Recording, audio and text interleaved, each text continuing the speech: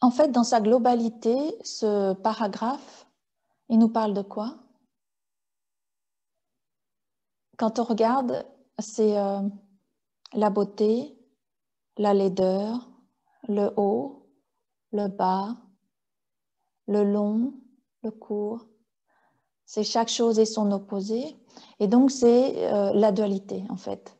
Et donc, vous voyez, dans le premier chapitre, comme on l'a expliqué, Lao Tzu, il nous plonge dans le mystère, premièrement. Deuxième chose, il nous dit qu'il est très difficile de donner une définition au Tao, de lui donner un nom, parce qu'il est au-delà de ce que l'on peut nommer, en fait. Et donc,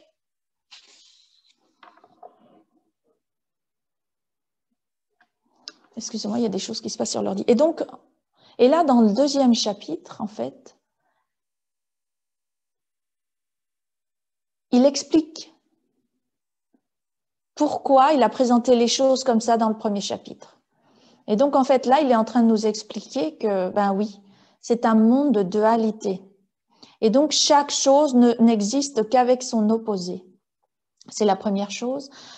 La deuxième chose, on va le voir tout au long de ce cours, mais il nous présente aussi les dangers ou notre capacité en fait à discriminer continuellement. Et donc ça, c'est un écueil qu'il faut éviter dans la méditation ou même dans notre vie de tous les jours. Donc là, il nous parle de la dualité, de la discrimination, c'est-à-dire juger une chose par rapport à un autre, etc. Et puis,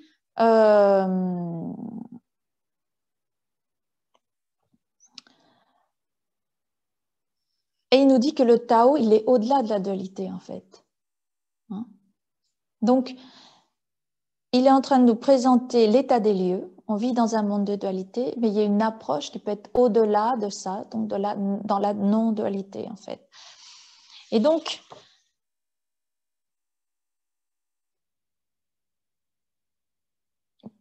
cette mouvance dans un état de dualité